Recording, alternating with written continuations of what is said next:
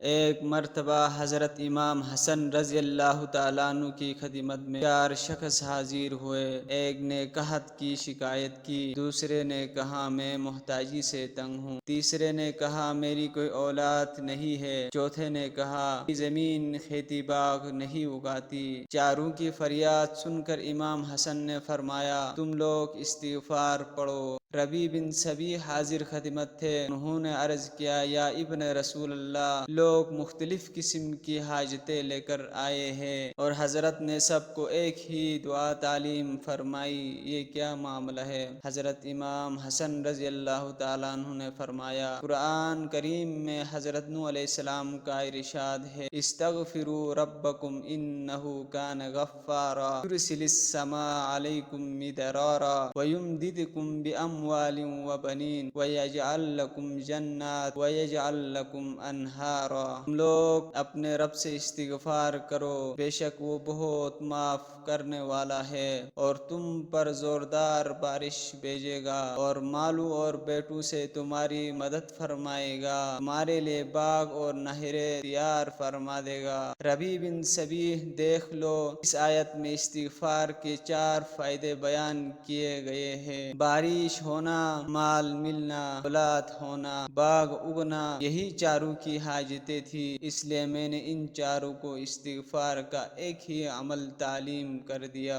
حضرت امام حسن رضی اللہ تعالیٰ عنہ ایک مرتبہ امیر معاویہ رضی اللہ تعالیٰ عنہ کی ملاقات کے لیے تشریف لے گئے تو آپ سے امیر معاویہ رضی اللہ تعالیٰ عنہ کے ایک غلام نے عرض کیا اے شہزادہ رسول، میں بہت دولت مند آدمی ہوں لیکن میری کوئی اولاد نہیں، آپ مجھے کوئی ایسا علم تعلیم فرمائے جس سے اللہ تعالیٰ مجھے اولاد عطا فرمائے۔ آپ نے فرمایا کہ تم استغفار پڑھا کرو۔ اس شخص نے استغفار کی، روزانہ 700 مرتبہ استغفار پڑھنے لگا۔ اس عمل کی برکت سے اس شخص کے مختلف بیویوں سے 10 بیٹے ہوئے۔ جب حضرت امیر معاویہ رضی اللہ تعالیٰ عنہ کو اس کی خبر ہوئی تو آپ نے اس شخص سے فرمایا کہ تم نے حضرت امام حسن رضی اللہ تعالیٰ عنہ سے یہ کیوں نہیں دریافت کیا؟ یہ عمل حضرت امام حسن نے کہاں سے دریافت فرمایا؟ چنانچہ جب دوسری مرتبہ اس شخص کو حضرت امام حسن رضی اللہ تعالیٰ عنہ کی ملاقات کا شرف حاصل ہوا تو اس نے یہ سوال دریافت کیا۔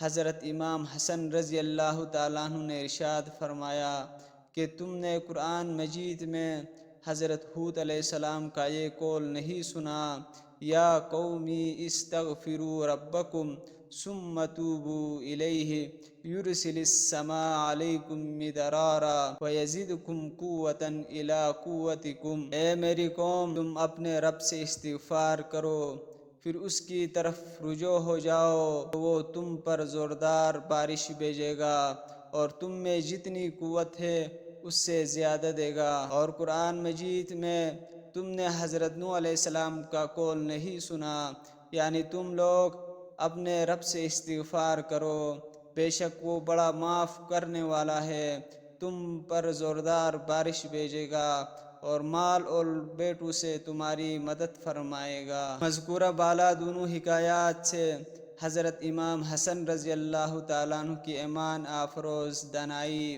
بے مثال قرآن فہمی اور مجتہدانہ شان کا اعلان ہوتا ہے۔ کیوں نہ ہو کہ جس گھر میں قرآن نازل ہوا، جس صاحب قرآن کی آغوش میں پلا بڑا ہوا، اس سے زیادہ قرآن کے رموز اور اسرار کو کون جان سکتا ہے؟ مثل مشہور ہے صاحب البیت ادری بما فی البیت، یعنی گھر والا ہی سب سے زیادہ اس بات کو جانتا ہے کہ گھر میں کیا ہے۔ سبحان اللہ۔ ختم نبوت شان زمن پر، ختم خلافت ذات حسن پر۔